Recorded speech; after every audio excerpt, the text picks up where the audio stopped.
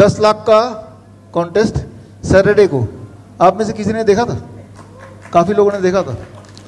ये कुत्ते मैं तेरा खून पी जाऊंगा, ये किसका डायलॉग है? धर्मेंद्र का डायलॉग है।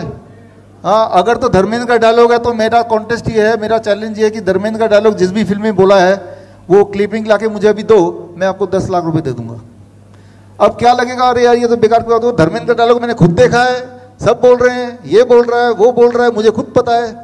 लेकिन जब ढूंढने चले जाएंगे तब पता चलेगा धर्मेंद्र जी ने ऐसा कुछ बोला ही नहीं, कभी है ही नहीं कहीं। शौक लग रहा है ना, राइट?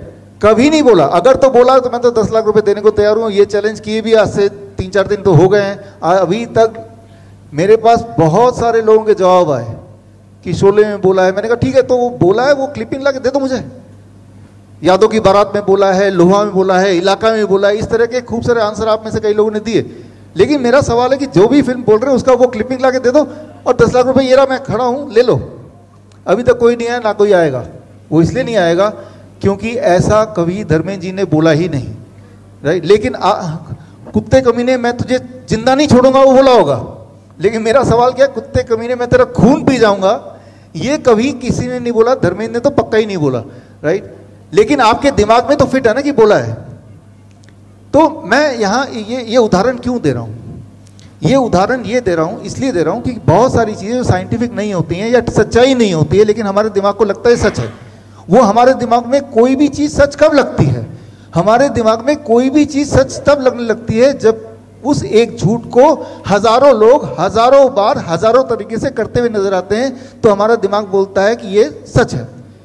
उसे ऐसी इंटरप्रिटेशन, फिर उसको कोई और एविडेंस की जरूरत नहीं होती। अगर खूब सारे लोग बोले कीमोथेरेपी अच्छा है, खूब सारे लोग बोले चाहे वो अच्छा ना हो, तो हमारा दिमाग उसकी इंटरप्रिटेशन करेगा कि ये साइंटिफिक है, ये सच है। जिस तरह से आपके दिमाग ने इंटरप्रिटेशन किया कि बहुत लोग बोल रहे हैं कुत्ते मैं तेरे खून पी जाऊंगा, ये धर्मेंद्र का है, लोग मिमिक्री कर रहे हैं। मिमिक्री आर्टिस्ट तो कर रहे हैं मिमिक्री, लेकिन उससे आपके दिमाग में फीट हो रहा है कि धर्मेंद्र की मैंने कोई मूवी देखी है, वो इमेजिनेशन में है। मूवी देखी है आपने, लेकिन असली बात यह कि बॉलीवुड का सबसे फेमस डायलॉग किसी ने बोला ही नहीं। सोच के देखिए। लेकिन मैं ठीक उसे, हम कुत्ते की बात कर रहे हैं ना, तो कुत्ते की बात ही कर लेते हैं। कुत्ता काटेगा तो क्या करेंगे आप बोलेंगे वैक्सीन लगाएंगे। मैं ये नहीं बोल रहा हूं कुत्ता काटना खतरनाक नहीं होता, मैं ये भी नहीं बोल रहा हूं कि रेबीज खतरनाक नहीं होता। रेबीज से मर सकते हैं, मरते हैं लोग। लेकिन मैं ये पूछना चाह रहा हूं कि अगर कुत्ते ने काटा, आपको रेबीज हो भी गया, तो वो जो वैक्सीन लगाएंगे उससे क्या कोई फायदा है? उससे फायदा तो नहीं है, नुकसान है। अब ऐसा जब लोग सुनेंगे या सुनते हैं, मेरे खिलाफ हो जाते हैं। मैंने कहा कोई सबूत तो लाओ। जबकि आप ये किताब में पढ़ेंगे, हमारे आयुर्वेद में, हमारे शास्त्रों में कुत्ते के काटने को बोलते हैं अलार्का विषा, और उसका पूरा प्रोसीजर दिया इस किताब में मैंने डाला है। वो थोड़ा लंबा है, इसीलिए इस लेक्चर का पार्ट नहीं बन पाएगा। ऐसे कई सारी चीज़ और भी लंबी हैं जो इसमें डाला हुआ है मैंने, कि कुत्ता अगर काट ले तो संस्कृत में आज से 4000 साल पहले लिखा है कि तब सिम्टम क्या होंगे, वही सिम्टम जो आज लोग रिकॉग्नाइज करते हैं, और करना क्या होगा, और उसमें नीम का क्या रोल है, किस तरह से नीम आपको ठीक कर सकता है, राइट? तो मैं आपको ये समझाना चाहता हूं, जो असली इलाज है जिससे इंसान घर पे ठीक हो जाए, उसे तो छुपा के रख दिया। और वही गब्बर का साइकिल वाली बात कि गब्बर ने एक ऐसा ताना बाना बना दिया, एलोपैथी लॉबी ने बना दिया, राइट, ताकि आप उसमें फंसे रह जाएं। तो अंत में मैं यहाँ पे यही बोलना चाहूंगा कि बड़े से ये किसी ने भेजा मुझे, सर वो कुत्ता मिल गया जिसका खून धर्मेंद्र ने पिया था। मैंने कहा कॉन्टेस्ट ये नहीं है कि वो कुत्ता कौन सा था, आप सिर्फ वो क्लिपिंग दो। तो इस तरह से लोगों के जवाब खूब सारे आए, लेकिन असली बात नहीं आई, वो क्लिपिंग नहीं आई, राइट? तो खैर, आज के इसके कंक्लूजन में मैं ये बोलूँगा कि आपने जो यहाँ समझा, अपने सामने साक्षात एविडेंस देखा, और अगला एविडेंस ये है जब आप खुद करेंगे और खुद देखेंगे, अपने बाकी पेशेंट भी देखेंगे जो नए पास आउट्स हैं।